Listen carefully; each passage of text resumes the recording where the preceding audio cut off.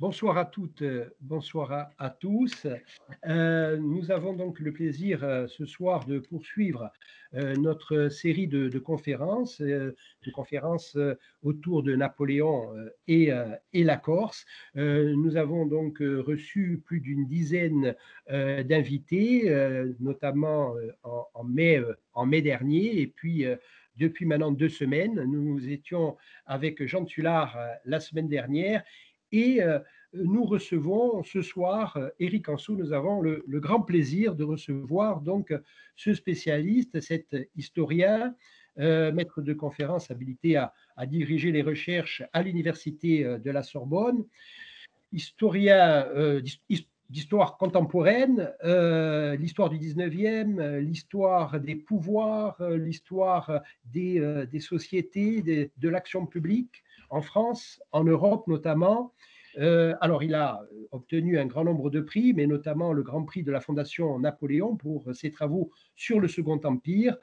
Il a publié de très nombreux ouvrages, je n'en citerai que quelques-uns. Bon, d'abord son Napoléon III de 2008, qui est un ouvrage très important, et puis également Les élites françaises en 2020 et Napoléon en 2021.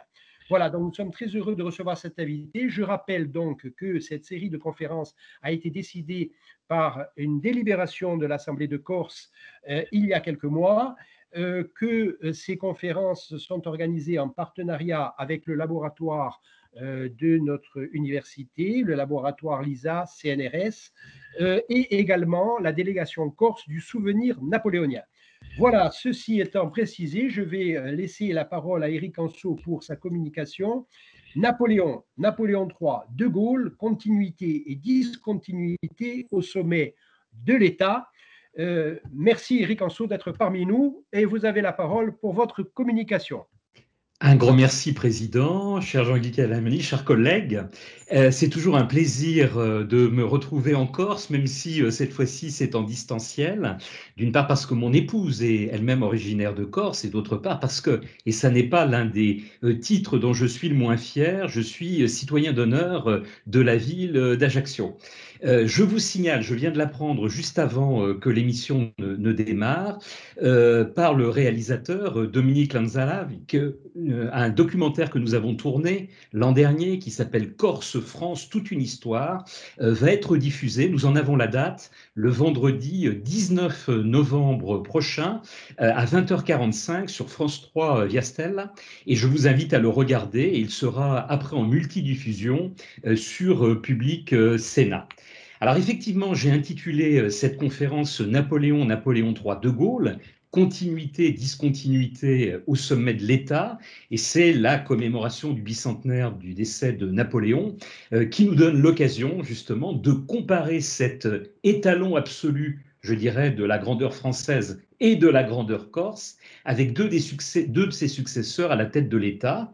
D'une part, son neveu Louis-Napoléon Bonaparte, le futur Napoléon III, mais également Charles de Gaulle. Alors la comparaison a déjà été faite, mais elle a été faite 2 à 2. C'est-à-dire que mon grand ami Patrice Guénifet a donné un Napoléon et De Gaulle, deux héros français, un livre qui a bien marché, été publié chez Perrin en 2017.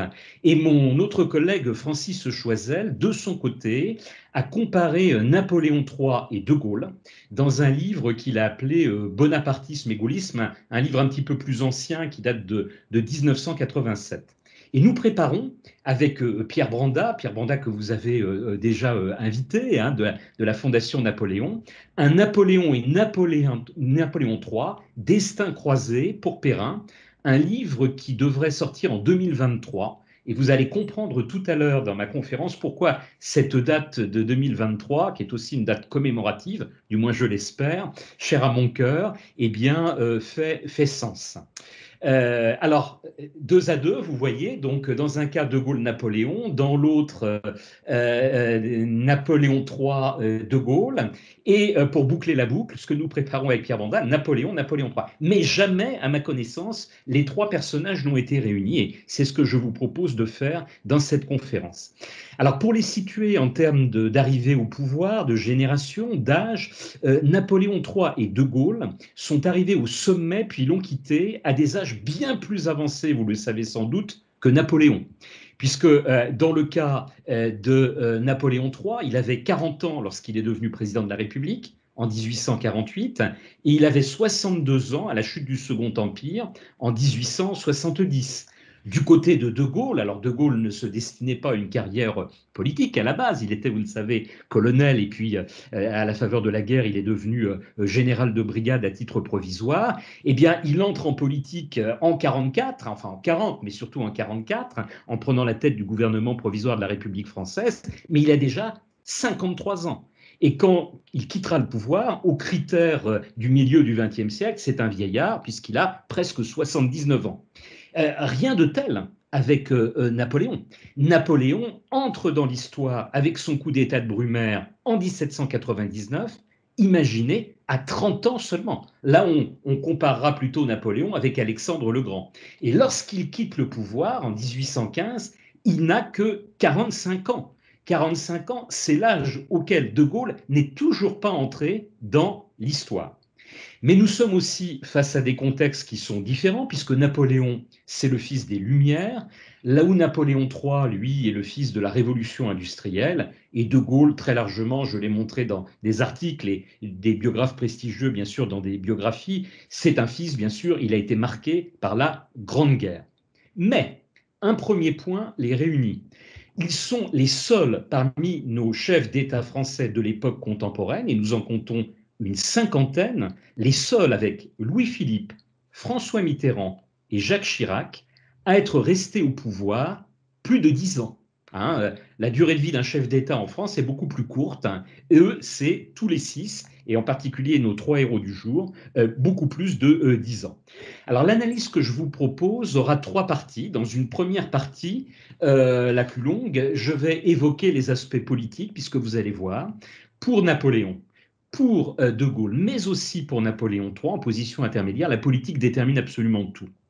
Dans un deuxième temps, j'essaierai de vous montrer que l'économique et le social, si ils sont seconds, sont néanmoins très importants pour les trois et occupent même, je dirais, pour un Napoléon ou un Napoléon III, une place totalement inhabituelle pour des chefs d'État du XIXe siècle. Et puis on s'élèvera d'un niveau dans une dernière partie qui sera encore plus courte, mais j'essaierai vraiment d'appuyer sur cette partie pour évoquer leur vision européenne et leur vision mondiale.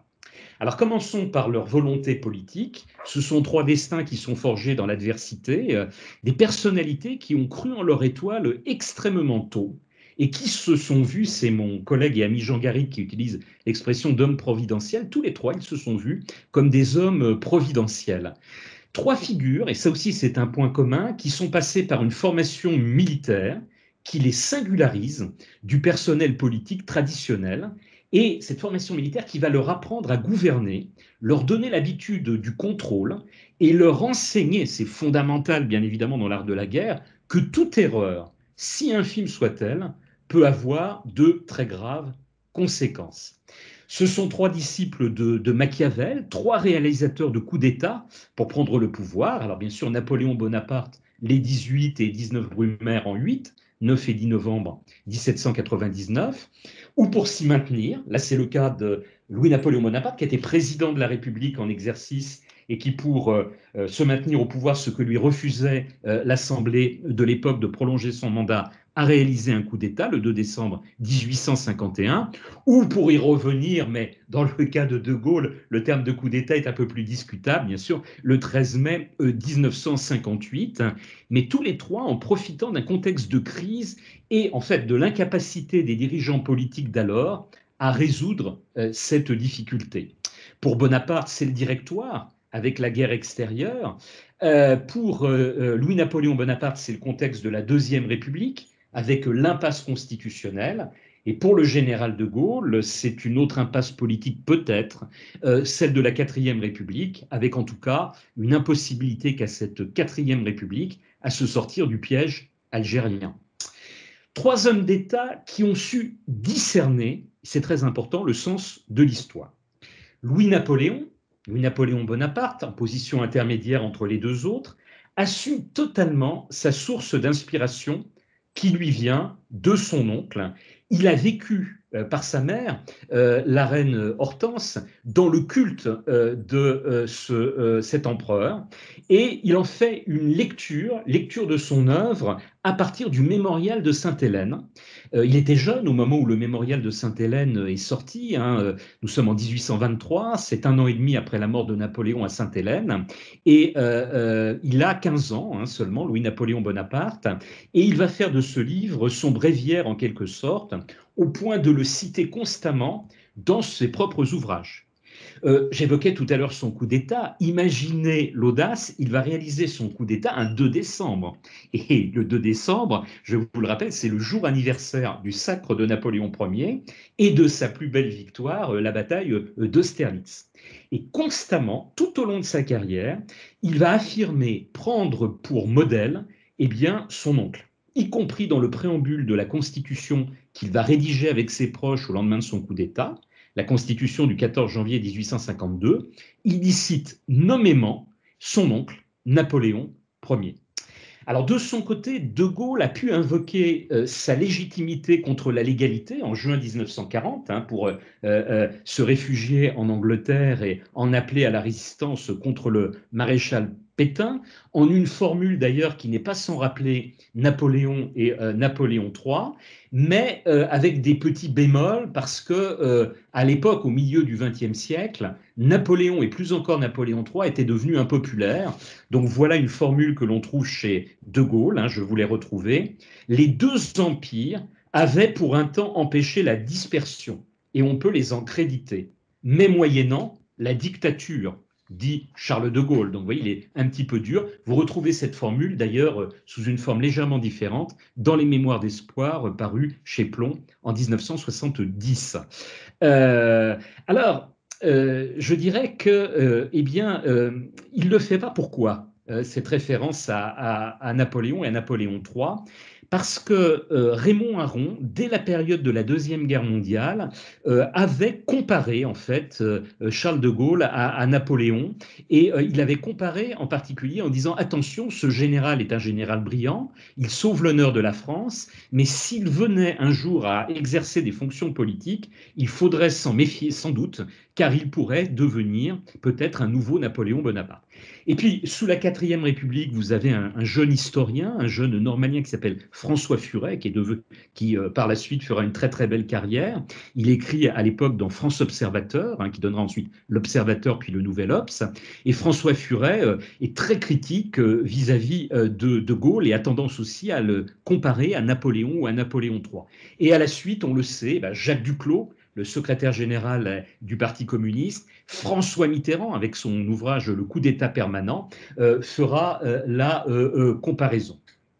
Et, il faut le dire, vous le savez sans doute, il y a un lien de parenté indéniable entre le bonapartisme, tel que pratiqué par Napoléon, tel que théorisé par son neveu Napoléon III, et le gaullisme du général René Raymond dans La droite en France de 1815 à nos jours, le livre qu'il a fait paraître en 1954, puis à partir de 1982 dans ses rééditions Les droites en France, eh bien fait cette comparaison, évoque cette filiation.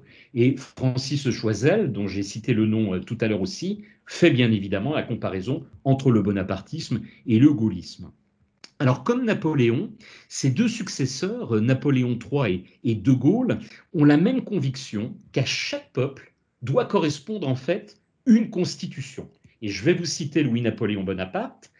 Voilà ce qu'il dit. Une constitution doit être faite uniquement pour la nation à laquelle on veut l'adapter. Elle doit être comme un vêtement qui, pour être bien fait, ne doit aller qu'à un seul homme. C'est beau. Et le général de Gaulle lui fait écho. Voilà ce que dit le général de Gaulle dans son discours de Bayeux en juin 1946. Il cite Solon. Alors Solon, vous le savez, hein, c'est le père de la constitution des Grecs dans l'Antiquité. Des Grecs jadis demandaient au sage Solon quelle est la meilleure constitution. Et celui-ci leur répondit, dites-moi d'abord pour quel peuple et à quelle époque. Donc à chaque peuple, à chaque époque, une constitution. Les constitutions telles qu'on va les avoir sous Napoléon III et puis sous Charles de Gaulle sont des constitutions plutôt courte et amendable au regard de nos autres constitutions. Comme Louis-Napoléon le résume en rappelant son oncle, l'empereur disait au Conseil d'État: une constitution est l'œuvre du temps, on ne saurait y laisser une trop large voie aux améliorations. Donc une constitution, vous le voyez, amendable. Aussi, la constitution présente n'a-t-elle fixé, précise encore Louis-Napoléon Bonaparte en évoquant sa constitution de 1852, que ce qu'il était impossible de laisser incertain. Elle n'a pas enfermé dans un cercle infranchissable les destinées d'un grand peuple. Elle a laissé au changement une assez large voie pour qu'il y ait dans les grandes crises d'autres moyens de salut que l'expédient désastreux des révolutions. Et vous le savez, le général de Gaulle lui-même n'est pas resté enfermé dans sa constitution de 1958, puisque 4 ans plus tard, il y introduira l'élection présidentielle au suffrage universel direct. Alors une autre particularité, c'est que ces textes constitutionnels sont ratifiés ou préparés par des plébiscites, plus tard des référendums, ou entre les deux, entre Napoléon et de Gaulle, un plébiscite à caractère référendaire, celui de 1870. Et ces constitutions, je les ai un petit peu analysées, présentent bien des similitudes, et la pratique du pouvoir qui en découle aussi. En 1852, la première constitution de Louis-Napoléon Bonaparte, président et se dirigeant vers l'Empire, tend très nettement, je vous le disais tout à l'heure, vers celle de son oncle, vers la constitution de 1799. Mais par contre, en 1870, il fera rédiger une seconde constitution, et celle-ci, c'est absolument fascinant, annonce déjà celle du général de Gaulle en 1958. Je serais tenté de dire, ici, Napoléon III est un passeur entre Napoléon et Charles de Gaulle. Et d'une certaine façon, de Gaulle va reprendre l'histoire constitutionnelle là où elle s'était arrêtée avec la Troisième République, le régime de Vichy et la Quatrième République. Napoléon III et de Gaulle partagent avec Napoléon le refus de tout esprit de système. Ce sont 3 hommes extrêmement pragmatiques, mais ils ont des principes fondamentaux. Le culte des idées de 1789, indéniablement, le culte de l'État, le culte de la nation, le fait d'assumer avec ses périodes glorieuses, mais aussi, il faut le dire, ses parts d'ombre non moins importantes, toute l'histoire de France. Napoléon III de Gaulle assume cette histoire de France dans sa plénitude. Le sentiment que le pays est fait pour une république monarchique ou une monarchie républicaine, donc un pouvoir qui va être vertical, mais où la République est présente. Je rappelle que sous Napoléon, la République demeurera au moins jusqu'en 1806-1807. L'aspiration à concilier l'ordre et la liberté, ça c'est fondamental. Les droits du peuple, le principe d'autorité, et concilier les droits du peuple et le principe d'autorité autant que faire se peut, c'est parfois un peu la quadrature du cercle, j'en conviens bien.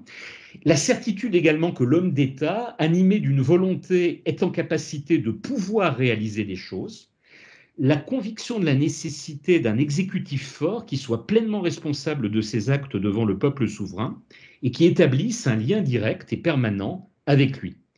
Et puis, une volonté, vous savez, on a parlé de centrisme surplombant pour qualifier le bonapartisme et le gaullisme, l'idée de l'aspiration à dépasser, les clivages partisans, en particulier le clivage gauche-droite. L'idée aussi que le parlementarisme doit être rationalisé. Alors, on ne trouve pas l'expression chez Napoléon, mais on la trouve, vous le savez, du côté du gaullisme, et on la trouve, je l'ai exhumé aussi, du côté du Second Empire, du côté de Napoléon III. J'ajouterai également l'art de choisir ses subordonnés et de les faire se transcender. Un comte Molé, par exemple, n'aurait pas réalisé sans doute de si grandes choses si Napoléon ne lui avait pas mis le pied à l'étrier et ne l'avait pas orienté. Même chose pour Rouher sous le Second Empire, même chose aussi sans doute pour Michel Debré sous la Ve République. Et puis le désir de s'appuyer également sur les hommes de talent de toute provenance, sur l'expertise d'une haute fonction publique de qualité, mais aussi sur les meilleurs spécialistes de chaque domaine, de chaque profession. On mettra un général à la guerre, on mettra un professeur de l'enseignement supérieur à l'instruction publique, on mettra un banquier aux finances, etc., etc. Alors les trois hommes sont également des modernisateurs en phase avec leur temps. Ils arrivent au pouvoir avec un plan réformateur mûri et la conviction que les changements doivent se faire vite pour être réussis.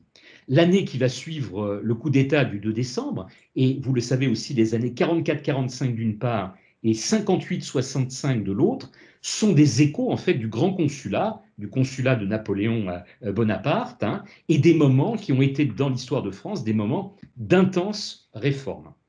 Cependant, me semble-t-il, il y a une différence qui concerne les femmes. Alors je fais un petit excursus, c'est un peu, bien évidemment, à la mode de parler des femmes dans une conférence, et on se dit, mais oh là là, que vient-il faire sur ce terrain en évoquant nos chefs d'État? Mais c'est intéressant, me semble-t-il, parce que les trois hommes, indéniablement, sont dans leur temps, de leur temps. Pardon. On retiendra de Napoléon III et de De Gaulle qu'ils sont, dans un sens beaucoup plus favorable aux femmes, là où, et ça lui a été reproché au moment du bicentenaire, vous savez, au printemps dernier dans les médias, tel n'était pas le cas de Napoléon. Mais Napoléon, il ne faut pas en faire, me semble-t-il, un homme du 21e siècle. C'est un homme de la fin du 18e siècle et du début du 19e siècle. C'est-à-dire la France des notables, hein, celle qui commence sous le Directoire et qui s'épanouit dans le premier 19e siècle. Et d'une certaine façon, c'est une France misogyne, il faut le dire, hein.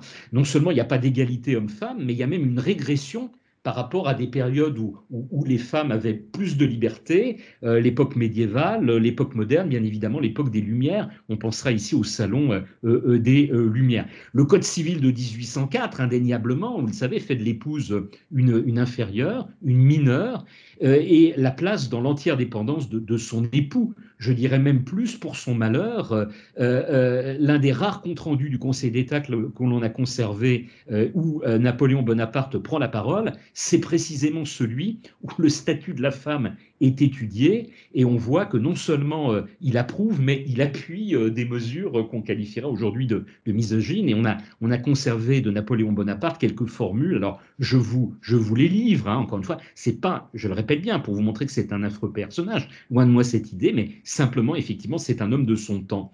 Voilà ce qu'il dit par exemple en 1806, hein, combien sont malheureux les princes qui laissent prendre aux femmes l'influence sur les affaires politiques. Toujours en 1806, des femmes bonnes, douces et conciliantes, ce sont celles que j'aime.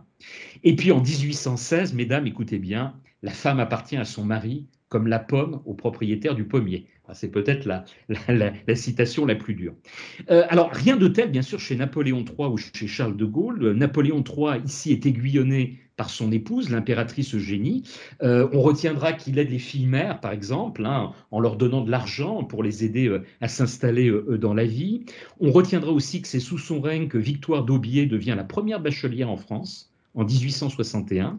On retiendra qu'il décorera la peintre Rosa Bonheur de la Légion d'honneur, hein, la première femme non militaire décorée de la Légion d'honneur, c'est en 1865, et c'est sous Napoléon III, et qu'il voulait l'entrée de George Sand à l'Académie française, mais ça ne se fera pas. Alors nos académiciens étant sans doute beaucoup plus misogynes que lui, il faudra attendre Marguerite Yourcenar au début du septennat de François Mitterrand. Et puis on retiendra surtout, mais ça vous le savez, donc je passe vite, des passages de De Gaulle aux affaires, eh bien le droit de vote des femmes sous le gouvernement provisoire de la République française, l'ordonnance d'avril 44, et mise en vigueur au municipal de l'année suivante, la faculté pour les femmes mariées de gérer leurs propres biens et de pouvoir travailler sans l'accord préalable de leur époux, ça c'est 1965, et bien sûr l'autorisation, même si ici il a fallu forcer un petit peu la main du général de Gaulle, j'en conviens bien, de la pilule contraceptive par la loi Neuwirth en 1967.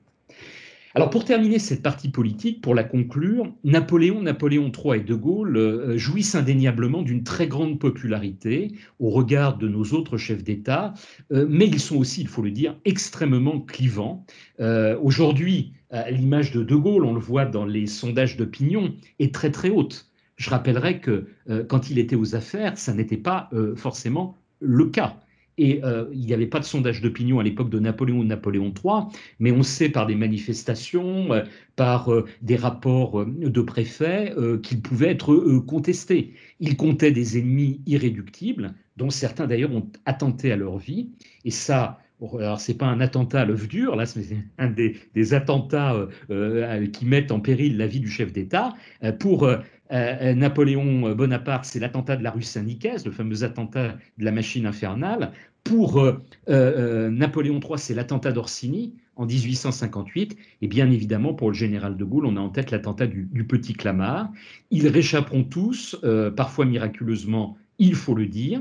Et puis le dernier élément qui montre peut-être leur lien un peu complexe, Jean-Guy Talamoni évoquait mon dernier livre sur les élites, avec les élites, c'est que arriver au pouvoir avec une grande partie de ces élites qui sont désireuses dans une période de trouble, je le disais tout à l'heure, de se trouver un sauveur, eh bien Napoléon et De Gaulle, on doit le constater, sont tombés aussi par les élites. C'est mon maître qui m'a précédé dans le cycle de conférences Jean Tullard, et il montre très bien dans sa biographie que, eh bien, sans les élites, Napoléon Bonaparte ne serait pas arrivé au pouvoir, mais c'est à cause des élites qu'il tombe en 1814, puis en 1815. Et là, je terminerai cette partie politique sur ce point, Napoléon III dénote. Pourquoi?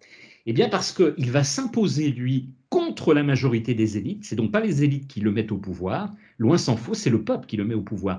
En revanche, eh bien, autre particularité, lorsqu'il va tomber en 1870, c'est pas forcément contre les élites qui le renversent, c'est les républicains, donc une toute petite fraction, ils sont dans l'opposition.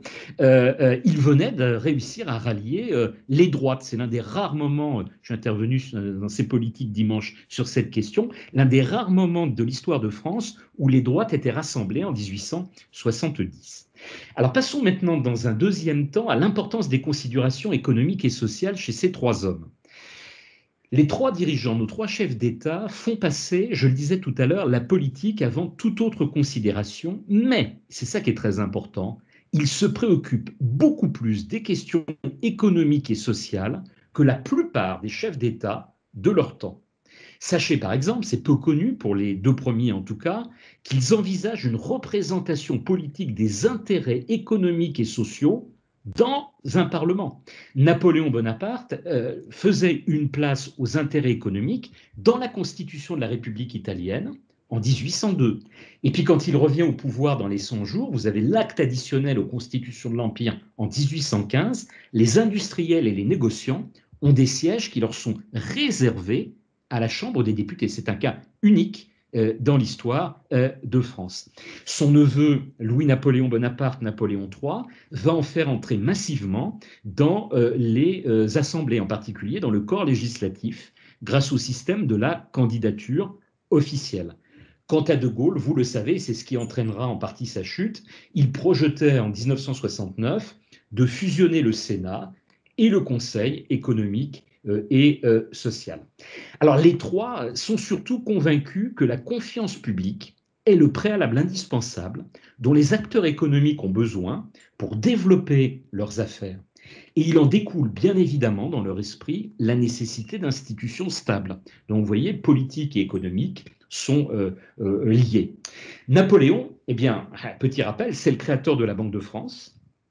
C'est le créateur du franc germinal, une monnaie stable, et c'est l'introducteur en France de nouveaux principes budgétaires.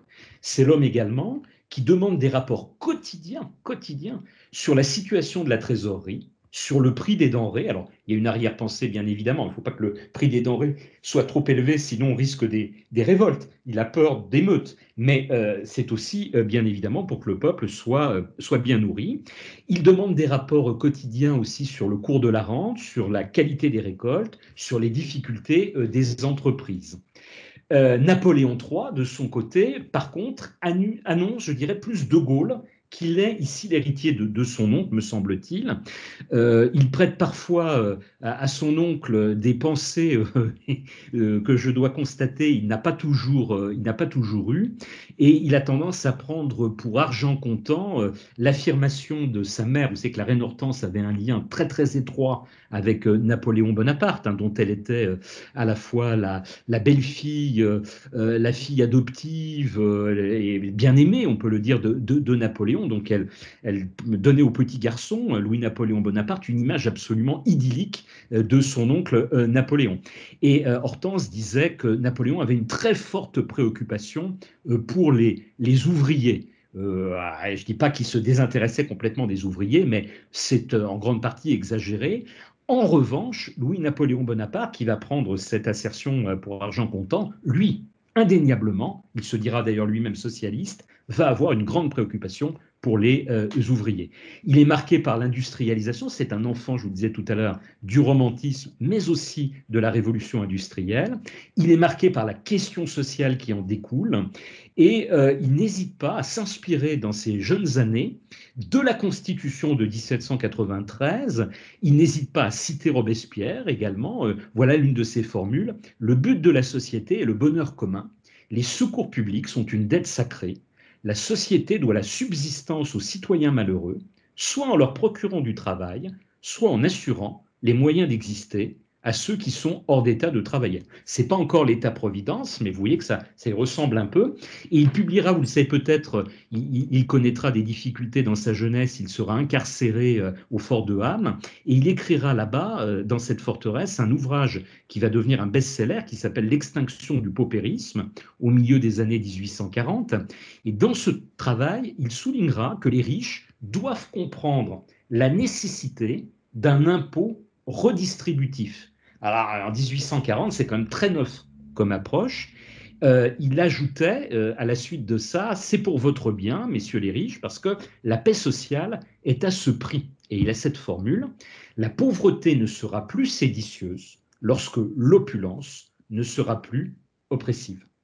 Je disais tout à l'heure qu'il est très inspiré par les socialistes, et en particulier par un courant socialiste qu'on appelle le saint-simonisme, et il va imaginer un système mixte qui ne soit ni le capitalisme libéral, qui à l'époque est en vigueur, il est un peu différent de celui d'aujourd'hui, mais c'est le capitalisme libéral, ni le socialisme étatique, mais en fait qui dans son esprit va emprunter aux deux systèmes ce qu'ils ont de meilleur. Louis-Napoléon Bonaparte est moins interventionniste indéniablement que son oncle Napoléon Ier. Ses voyages en Angleterre, nombreux, la lecture des principaux économistes, il a lu les socialistes, mais il a lu aussi les économistes comme Jean-Baptiste Say, tempère, je dirais, son socialisme. Et tout à l'heure, je peux vous donner une citation inspirée du socialisme, en voilà une autre qui l'est beaucoup moins.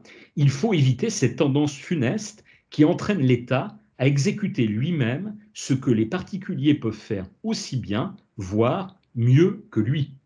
Et une autre citation, le plus grand danger peut-être des temps modernes vient de cette fausse opinion inculquée dans les esprits qu'un gouvernement peut tout et qu'il est de l'essence même d'un système quelconque de répondre à toutes les exigences, de remédier à tous les maux. En revanche, ajoute-t-il, il revient à l'État de créer les conditions du développement. Et ça, c'est le socialisme saint-simonien, c'est le saint-simonisme. Donc, on va développer le crédit, on va développer les infrastructures, on va aménager le territoire, on va créer des transports. Alors, sous Napoléon III, on le retient pour ça, c'est bien évidemment le chemin de fer. Et puis, on va définir une stratégie d'ensemble cohérente et de grandes orientations. Et vous me voyez venir, le Haut Commissariat au plan créé par De Gaulle à la Libération et qui connaît un apogée quand il revient aux affaires à partir de 1958, rappelle en grande partie les lettres-programmes détaillées de Napoléon III. Néanmoins, pour l'un, Charles de Gaulle, comme pour l'autre, Napoléon III, l'économie n'est jamais, jamais une fin en soi. Et elle s'articule toujours avec le social. Pour Louis-Napoléon, c'est la prospérité économique qui est le levier essentiel du progrès social. Et l'organisation du travail, c'est un moyen de résoudre les maux de la société.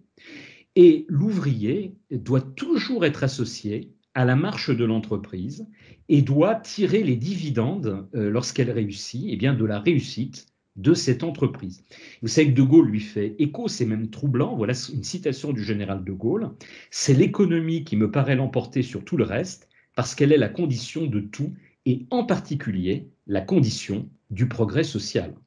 Et vous connaissez sans doute, même s'il ne l'a pas réalisé, là encore le référendum perdu de 1969 l'en a peut-être empêché, la participation gaullienne, eh bien elle ressemble énormément à l'associationnisme de Napoléon III. Rien de tel chez Napoléon. hein, mais c'est un demi-siècle avant aussi. Là encore, il faut le ramener à son époque.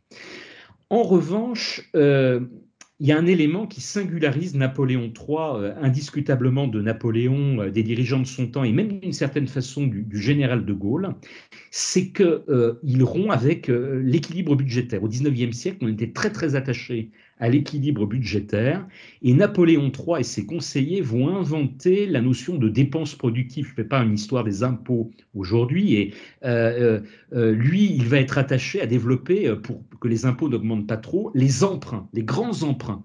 Les plus grands emprunts qui, à l'époque, ont été conduits en Europe, eh bien, l'ont été par Napoléon III. Ça le distingue très fortement ici, bien sûr, de Napoléon. Et puis, il y a peut-être sur ces questions économiques un dernier point que je voudrais aborder avec vous, c'est les questions, je dirais, commerciales. Vous savez que le blocus continental amène Napoléon à concevoir un espace économique européen dont son empire serait le centre et qui exclurait l'Angleterre. Il va inciter les rois de Naples et de Hollande. Le roi de Naples, c'est son beau-frère Joachim Murat. Le roi de Hollande, c'est son frère Louis Bonaparte, à créer les mêmes subdivisions monétaires qu'en France pour faciliter dans cet espace économique eh bien, les échanges. Mais il reste avant tout, il faut le dire, un homme de son temps, très attaché au mercantilisme colbertien. On a des textes de lui qui le montrent de façon très nette. Eh bien, Napoléon III, à l'inverse, dénote. Il dénote en décidant, vous le savez peut-être, de libéraliser les échanges avec la Grande-Bretagne, puis avec les autres puissances, et de créer une union monétaire latine qui annonce d'une certaine façon la construction européenne, mais une construction européenne très avancée, beaucoup plus avancée que celle du général de Gaulle. Et je vais terminer cette partie sur l'économique et le social en vous disant que là, ici, c'est le général de Gaulle qui est en position intermédiaire entre Napoléon et Napoléon III. Il est, je dirais, moins européen que n'a pu l'être Napoléon III, parce que vous le savez, en acceptant la communauté économique européenne, hein, qui est mise en place un an avant son retour au pouvoir, en 57, il en hérite, hein, eh bien, il n'hésitera pas à plusieurs reprises à pratiquer la politique de la chaise vide quand il sentira que les intérêts de la France sont lésés, et puis il refusera obstinément l'entrée de la Grande-Bretagne dans le marché commun. Alors, ça m'amène tout naturellement à la dernière partie de ma présentation, la vision planétaire des trois hommes. Et de fait, les questions internationales, eh bien, elles sont aussi centrales chez Louis-Napoléon, Napoléon III, que chez Napoléon et que chez De Gaulle. L'objectif constant et premier des trois hommes, c'est la grandeur de la France. Depuis 1789, la Révolution est ici fondamentale, vous le savez, peut-être pour le meilleur et pour le pire, l'historien doit être modéré là dans son approche, la France se sont investis d'une mission, celle de répandre les Lumières et les droits de l'homme à travers l'Europe. Et Napoléon Bonaparte, qui a été l'un des principaux missionnaires bottés de la Révolution, en est le premier convaincu et va continuer cette politique sous le consulat et sous l'Empire, avant tout par le fer et par le feu, secondairement par la diplomatie. Alors même s'ils usent principalement de la diplomatie dans le cas de Napoléon III et exclusivement de la diplomatie dans le cas de Charles de Gaulle, Napoléon III et de Gaulle sont les héritiers de la politique de Napoléon et considèrent eux aussi que la France ne peut pas souffrir la médiocrité. Il y a des phrases importantes là-dedans qui évoquent ça. Je citerai De Gaulle dans ses Mémoires de guerre, publiés en 1954. Vous connaissez la phrase, elle est très célèbre. Il destine la France à des succès achevés ou à des malheurs exemplaires. Et il fait, c'est troublant, écho à Louis-Napoléon Bonaparte qui affirmait, lui, c'est tiré des idées napoléoniennes en 1840, il faut qu'une nation comme la nôtre, la nation française, si elle s'engage dans une lutte colossale, puisse justifier à la face du monde ou la grandeur de ses succès ou la grandeur de ses revers. Ce parallèle avec le futur de Gaulle me semble fascinant.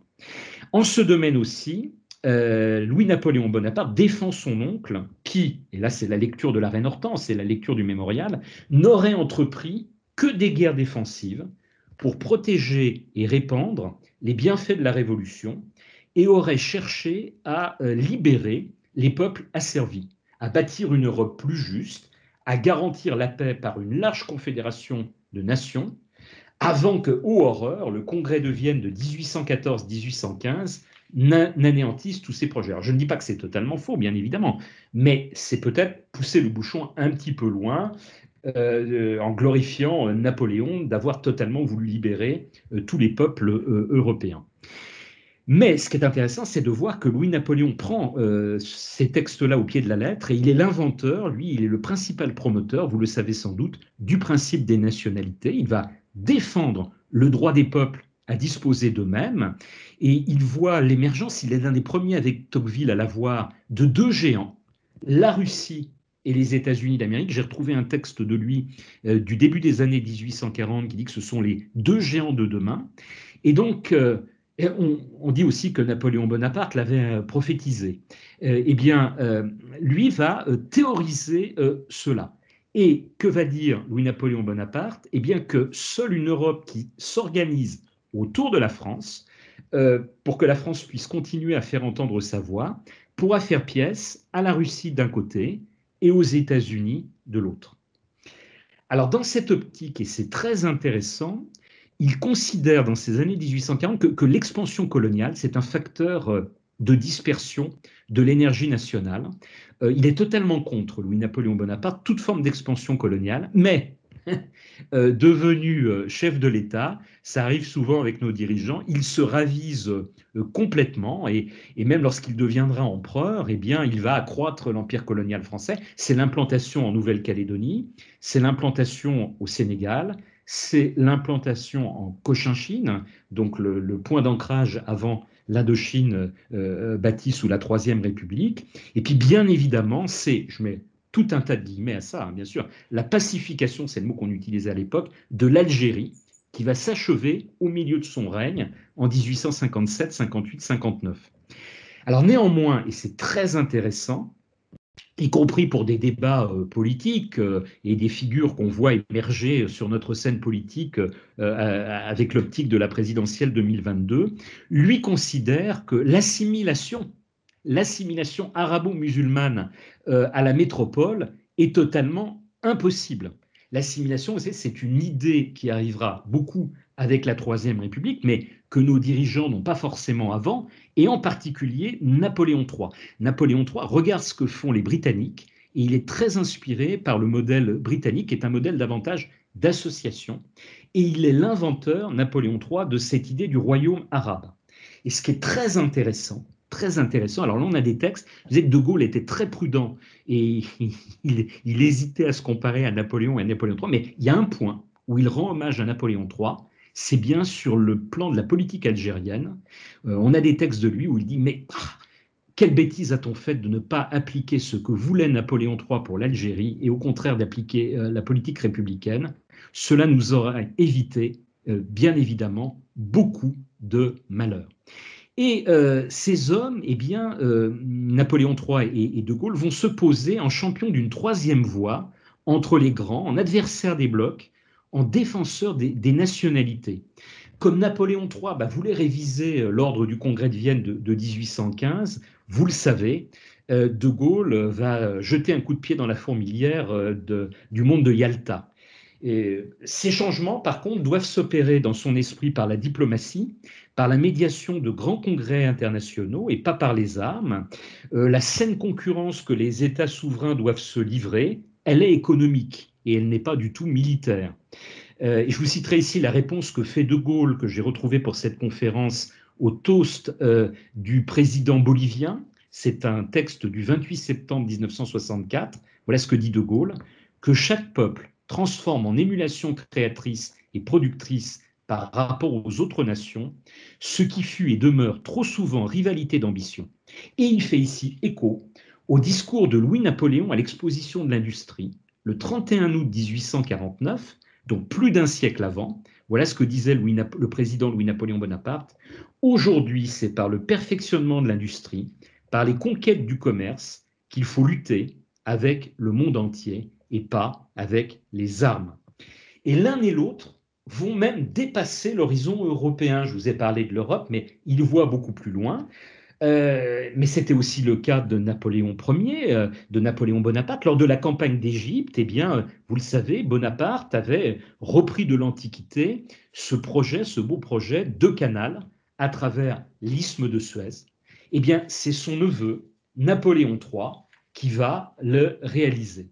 Quant à De Gaulle, eh bien, il va porter la bonne parole à travers le monde et, je dirais, pour boucler la boucle, refermer les plaies ouvertes par Napoléon III au Mexique. Vous savez que Napoléon III avait entrepris, c'est l'un des aspects noirs de son règne, la funeste expédition du Mexique, et que De Gaulle ira au Mexique et il dira marchamos la mano en la mano avec le peuple mexicain et il sera très applaudi c'est refermer les plaies de l'expédition du Mexique. Mais il referme également, Napoléon III de son côté, les plaies qu'avait ouvertes son oncle Napoléon en Espagne.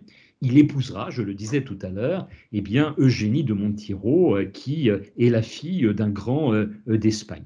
Et Napoléon III et De Gaulle pratiquent une politique, en fait, vous le savez, les distingue ici de Napoléon, de réimplantation au Nouveau Monde. Napoléon avait dû vendre la Louisiane, s'était désintéressé du Canada français, eh bien, peut-être pour le meilleur et pour le pire, Napoléon III d'un côté et puis De Gaulle, c'est le fameux Vive le Québec libre, s'intéresseront de très près à l'Amérique du Nord et au Canada français. Alors, quelques mots très brefs de conclusion pour évoquer la mort, la mémoire des trois hommes et boucler en quelque sorte la boucle, et vous allez comprendre pourquoi aussi j'ai proposé cette conférence. Alors, les deux empereurs, Napoléon et Napoléon III, vous le savez, ont achevé leur parcours malheureusement par des défaites militaires et par des exils en terre anglaise. C'est Waterloo et Sainte-Hélène dans un cas, c'est Sedan et Charlehurst dans l'autre cas. De Gaulle, c'est un peu différent. De Gaulle, il se retire après une défaite, mais c'est une défaite politique, on l'évoquait tout à l'heure. C'est le référendum de 1869 et il va choisir un exil, non pas à l'étranger, un exil intérieur et volontaire à Colombey, avec son petit cimetière, le domaine de la Boisserie et puis le mémorial. Vous le savez, le village lorrain est devenu, depuis sa mort, un lieu de pèlerinage très fréquenté, à l'instar des Invalides pour Napoléon. Mais pas pour Napoléon III. L'abbaye de Farnborough, où se trouve sa sépulture, est bien moins, elle est loin, il faut dire, hein, mais un lieu de pèlerinage que pour Napoléon, le tombeau des Invalides, ou que pour Colombey, pour Charles de Gaulle. Hein. Il est le dernier souverain français en terre étrangère avec eh bien, Charles X. Alors, dans la mémoire collective de la nation, Napoléon et De Gaulle aussi pèsent beaucoup plus lourd, hein, j'en suis bien conscient, que Napoléon III. En témoignent, je le disais tout à l'heure, les sondages qui les placent régulièrement en tête de nos figures politiques. Et par contre, il est exceptionnel que Napoléon III figure dans ces sondages, même en queue de classement. Même en queue de classement. Et contrairement à Napoléon et à De Gaulle, sur lesquels le récit officiel s'est toujours plus ou moins appuyé, avec quelques exagérations parfois, et parfois il y a quand même aussi des voix discordantes, et heureusement qu'il y a des voix discordantes, hein, lui, le pauvre Napoléon III, c'est un repoussoir absolu qui a permis à la République de s'affirmer en effaçant une œuvre qui, me semble-t-il, et je ne suis pas seul à le penser, est tout à fait imposante. Alors bien évidemment, il y a le coup d'État initial. Bien évidemment, il y a les débâcles de Sedan. Entre les deux, il y a des erreurs. J'évoquais tout à l'heure l'expédition du Mexique. Mais quel bilan économique, social, financier, urbanistique, on pensera à Haussmann et aux transformations d'autres villes, à l'intérêt pour la Corse aussi. Hein. Napoléon III, c'est un très grand intérêt pour la Corse. Et alors, Napoléon III, il constitue, me semble-t-il, un maillon essentiel, vous l'avez compris, un maillon essentiel qui va de Napoléon à De Gaulle, maillon pour la France et pour la Corse, je rajoute. Hein. Eh bien, formons, et je vais terminer avec ça, le vœu, alors est-ce un vœu pieux, que 2023 permette une aussi digne commémoration du 150aire de la mort de Napoléon III que celle dont ont bénéficié De Gaulle en 2020 et cette année, Napoléon en 2021. Je vous remercie.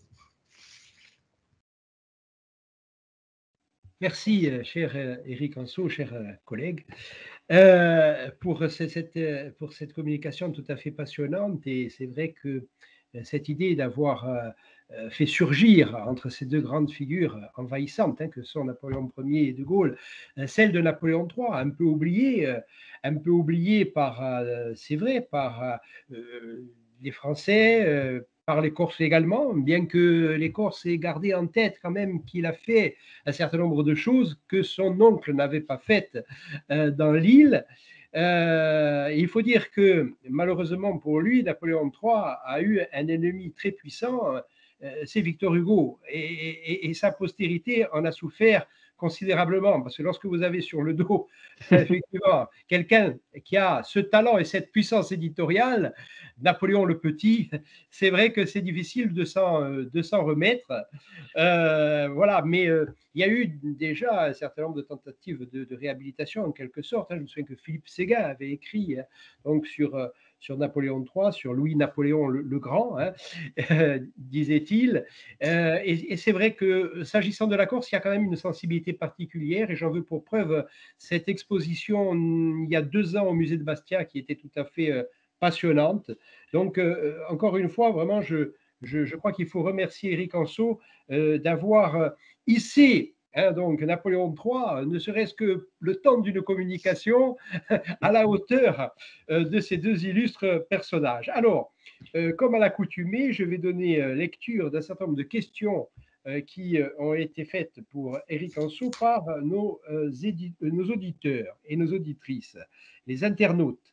Alors, Pedro nous demande en quoi Napoléon est-il un disciple de Machiavel? Parce que vous avez évoqué tout à l'heure Machiavel, je pense que c'est sur cette idée de votre part exprimée tout à l'heure que rebondit Pedro. En quoi Napoléon est-il un disciple de Machiavel? Alors, il l'est par plusieurs raisons, me semble-t-il, mais principalement par l'une d'entre elles, c'est la souveraineté du but. C'est-à-dire que, en fait, pour lui, ce qui compte, c'est d'arriver à une idée qui lui semble fondamentale, et peu importe les moyens. On a dit qu'on pouvait, à certains moments donnés, sortir de la légalité quand on se sentait légitime pour réaliser une grande œuvre. Et de ce point de vue, il est très machiavélien, je serais tenté de dire même machiavélique. On retrouve ça chez Napoléon III. Alors, je sais que Patrice Guénifet, encore une fois un grand ami, dans les biographies comparées, croisées qu'il fait de Napoléon Ier et de Gaulle, considère que De Gaulle, lui, ne l'est pas. Moi, j'ai tendance à dire que si, quand même, il y a des éléments, non pas de duplicité, le terme serait injurieux et faux d'ailleurs, mais que De Gaulle, c'est parfois aussi des coups de billard à 3 bandes, comme avait su en faire Napoléon et comme sait en faire Napoléon III. Oui, d'ailleurs, j'ai une question, mais nous y viendrons, parce que je prends les questions dans l'ordre, une question sur l'Algérie, Oui. qui, qui fait peut-être penser à cet ordre d'idées que vous évoquiez à l'instant. Alors, Jean-Paul, lui, nous demande, vous demande, Napoléon III n'a-t-il pas apporté davantage à la Corse que son oncle? Alors ça, vous avez déjà commencé à répondre à la question. Ah bah, je pense, alors là, et le documentaire qui vous sera présenté en novembre en Corse et puis également en métropole le montrera. C'est vrai que Napoléon III est sans doute de tous nos chefs d'État, je dis bien de tous nos chefs d'État, celui qui a le plus fait pour la Corse. Vous savez que Napoléon III a fait un premier voyage en Corse en 1860 quand il se rendait en Algérie. Il était passé par les nouveaux départements annexés à la France de la Savoie et des Alpes-Maritimes, et il a fait une halte en Corse. Et il a été très frustré de ne pas pouvoir y rester plus longtemps, et il avait dit je reviendrai. Et son grand malheur, et on a des pièces, des lettres qui le disent, c'est que en 1869, il devait, sur la route qui allait le mener à l'inauguration du canal de Suez, eh bien, retourner en Corse. Et là, il était très malade, Napoléon III, il était atteint de la maladie de la pierre. Il a eu une crise terrible au mois d'août 1869. En plus, c'était très symbolique parce qu'imaginez qu'il voulait commémorer le centenaire de la naissance de son oncle, 1769-1869, en Corse. Le symbole aurait été magnifique. Et il n'a pas pu le faire, il a dû rester à Paris. Et c'est son épouse et le prince impérial, qui d'ailleurs ont été accueillis triomphalement, qui sont se rendus en Corse. J'ajoute un élément, la Corse, je crois, aimait beaucoup Napoléon III, et au moment où la République arrive, après le 4 septembre, la Corse est l'un des 3 départements de France qui va se soulever contre la République et pour essayer de maintenir l'Empire. Alors, le soulèvement sera très rapidement maté par l'autorité républicaine, mais ça mérite quand même d'être souligné. Oui, et puis ces résultats électoraux aussi en Corse sont tout à fait considérables. Alors, Toussaint nous dit, vous avez parlé de l'Algérie. Pouvez-vous évoquer les relations entre Napoléon III et Abdelkader? Ah oui, oui, ça c'est un thème. Je les ai décrites en consacrant un chapitre à Abdelkader dans un livre que j'ai publié il y a 3 ans qui s'appelle Ils ont fait et défait le Second Empire. Ce sont des liens d'amitié, des liens qui se sont tissés, je dirais, au fil du temps. Abdelkader, vous le savez, a été fait prisonnier ainsi que sa Smala en 1846. Il s'est rendu aux Français. Et Louis-Philippe et le duc d'Aumale, le fils de Louis-Philippe qu'il avait fait prisonnier, s'étaient engagés à le libérer et à lui permettre de gagner la Mecque et de s'installer en Terre Sainte. Et jamais, jamais la promesse n'a pu être tenue parce que la monarchie de Juillet s'est très vite effondrée après, il faut le dire, et la Deuxième République a trouvé très commode, encore la République, vous allez dire, il est anti-républicain. Je ne suis pas du tout anti-républicain, mais dans notre sujet du jour, je suis amené à la critiquer. La Deuxième République a trouvé très commode de maintenir Abdelkader en prison. Et quand il est devenu président, Louis-Napoléon Bonaparte, lui, a décidé au contraire de libérer Abdelkader, c'est-à-dire de tenir l'engagement. Abdelkader a été libéré, il y a une très belle cérémonie à Amboise de libération avec un tableau qui est très célèbre. Il le ramène à Paris, Abdelkader assiste au couronnement de Napoléon III comme empereur des Français, et à la suite, il va gagner la Syrie. Un échange de lettres entre les 2 hommes. Et en 1860, les chrétiens de Syrie et du Liban sont massacrés. Et Abdelkader, qui est un homme d'honneur, qui est un musulman, mais un musulman soufi de tradition soufi modérée, va protéger tous les chrétiens dans son palais de Damas. Et Napoléon III va le remercier dans une lettre touchante que nous avons conservée. Il va lui envoyer le grand cordon de la Légion d'honneur.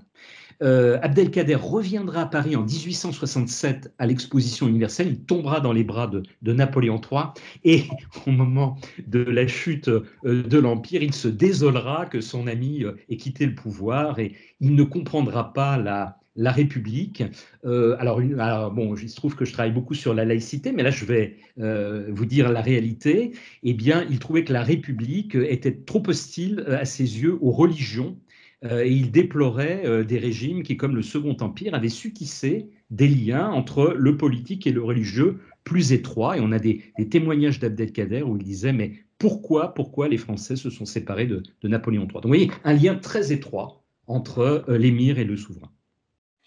C'est un personnage tout à fait fabuleux, Abdelkader. Oui. Alors, là, j'ai Lisa, ou Lisa, qui nous demande, qui vous demande. Alors, oui, ça c'est, on a en général cette question pratiquement à toutes les conférences. Était-il nécessaire de commémorer un esclavagiste? Ah, alors, moi, mon point de vue sur les commémorations, c'est que ça vaut d'ailleurs pour tous les pays, hein, pour tous les endroits. Je crois que la commémoration, c'est pas la célébration. Commémorer, ça veut dire étymologiquement se souvenir en commun des grandeurs et des petitesses de ce qui fait un État, une nation, une république, peu importe. Il y a des pages très sombres, très noires dans l'histoire de France. Il y a des pages glorieuses. Et dans les personnages que nous commémorons, des pages sombres et des pages glorieuses. Napoléon, à mes yeux, est un grand homme, mais il y a des pages sombres indéniablement dans son histoire. Les guerres napoléoniennes ont été très meurtrières et il y a effectivement le rétablissement de l'esclavage. J'entrerai pas dans le débat bien évidemment du comment et du pourquoi du rétablissement de l'esclavage, parce que même ça a ses raisons, et il faut replacer ça dans le contexte, mais globalement on dira que c'est quand même assez noir et assez sombre, puisque d'autres l'avaient aboli et lui l'a rétabli. Et je dirais, j'ai mis en parallèle, si vous voulez, les commémorations de Napoléon avec les commémorations de la Commune. C'est pareil. La Commune, alors la Commune qui a été plutôt commémorée à gauche et Napoléon, ne nous le cachons pas, plutôt à droite, mais c'est pareil. Dans la Commune, il y a des pages extrêmement glorieuses et il y a des pages plus sombres. Et je crois qu'il faut commémorer voilà, toutes ces pages de notre histoire. Oui, tout à fait. Bon, d'ailleurs, ce reproche devait s'adresser y compris à nous, puisque nous avons voté justement pour commémorer, et notamment à travers cette série de conférences, pour commémorer la mort de Napoléon. Se souvenir ensemble, effectivement, c'est différent du fait de célébrer ce que nous n'avons cessé de plaider jusqu'à aujourd'hui, mais il va falloir continuer. Alors, euh, Marie-Claude, Marie-Claude, De Gaulle n'a-t-il pas manqué à sa parole à l'égard de ceux qui l'ont cru lorsqu'il s'est prononcé pour l'Algérie française? Alors ça rappelle un peu je dirais, vos propos sur Machiavel, effectivement, et sur les enseignements de Machiavel. Alors ça, c'est un vaste débat, y compris entre les historiens. Les historiens ne sont pas d'accord. S'il y a bien un élément, je dirais, un fait historique où la duplicité de De Gaulle peut être discutée, c'est celle-là, me semble-t-il. Vous savez qu'il y a un débat qui vient de ressurgir autour de la thèse de l'épée et du bouclier, avec les fameuses phrases autour de Pétain, Pétain et les Juifs, etc. Donc ça, je n'entrerai pas dans ce débat. À mon avis, là, De Gaulle était très clair. Par contre, sur l'Algérie, c'est plus ambigu. Malgré tout, ce que dit Benjamin Stora, qui est quand même l'un des meilleurs spécialistes quand même, c'est que non, selon lui, De Gaulle très tôt se rend compte que le mauvais choix a été fait. Ça rejoint un petit peu ce que j'ai dit d'ailleurs dans la conférence, c'est-à-dire que De Gaulle pense que si l'Algérie avait été associée à la France, et qu'on n'avait pas cherché comme ça à en faire une partie du territoire français, avec les départements, à entraîner une forme d'assimilation, et en plus une assimilation très ambiguë, puisque vous savez que c'est très tardivement que les Algériens musulmans, et encore pas tous, hein, ont été déclarés citoyens français. Ils ne l'ont pas été pendant la plus grande partie de l'Algérie coloniale. Donc, si on avait été dans la voie de Napoléon III, De Gaulle aurait sans doute choisi de continuer le chemin avec l'Algérie. Mais je pense que très tôt, en 1958, et sans en faire quelqu'un qui a la préscience, il pense que voilà, le destin des deux pays est destiné à se séparer et il faut essayer de trouver un accord qui leur permette de cohabiter à la suite au mieux des intérêts de chacun et surtout, ne le cachons pas, au mieux des intérêts de la France. Hein. Il y a du pétrole au Sahara, il y a un certain nombre d'intérêts et donc c'est un peu l'idée de Gaulle d'essayer de préserver ses intérêts. C'est ce que dit en tout cas Benjamin Stora. Je suis assez enclin à le croire, mais je ne serai pas affirmatif. Je ne peux pas vous administrer une preuve définitive ici. Oui, c'est une question très évidemment qui est très complexe et qui demeure très, très sensible parce que c'est vrai que son accession aux responsabilités est liée directement à l'affaire d'Algérie et à ce que l'on envisageait de sa part comme comportement, et puis finalement ça a été autre chose. Donc effectivement, bon, ça a été un sujet de rancœur, hein, donc d'une partie notamment des Européens d'Algérie et des Français d'Algérie. Tout à fait. Bon. Bien, je crois que nous sommes arrivés, je crois, au terme, hein, sauf s'il y a des questions qui ne me sont pas encore parvenues, au terme de notre... Nous avons épuisé la liste des questions. Euh, il me reste à remercier vraiment chaleureusement Éric Anceau. Hein, donc, je pense que nous aurons l'occasion sans doute de reparler de tout cela parce que, comme vous le savez peut-être, à l'université, nous travaillons beaucoup sur ces questions-là. Bien sûr sur Napoléon, mais beaucoup sur Paoli également. Hein, et le lien entre les deux aussi, nous y travaillons parce que ça a été quand même peut-être un angle mort, sans doute un angle mort de l'historiographie, je dirais, sur Napoléon et la Corse. Bon, souvent, on expédie ça en début d'ouvrage en disant oui, sa maman était radine, et puis il allait dans la grotte, et puis c'était un enfant un peu sauvage, et puis bon, et puis voilà, l'affaire Corse, elle est vite traitée souvent, y compris par les meilleurs historiens. Et puis aujourd'hui, on essaye de voir, et c'est un sujet pour nous, c'est un sujet qui nous accapare beaucoup ces derniers temps. Qu'est-ce qu'il y a de Napoléon, qu'est-ce qu'il y a de Paoli et de la tradition politique paolienne dans l'action publique de Napoléon comme chef d'État.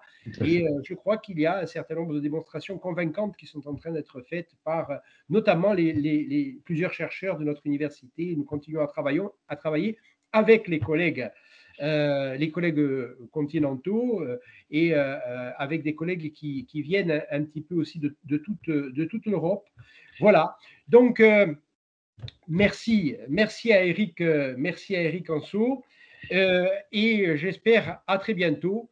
Et puis nous donnons rendez-vous bien sûr donc aux internautes donc pour la conférence de mardi prochain. Merci à vous. Merci pour votre accueil. Merci de nous avoir fait l'honneur de cette conférence et à très bientôt.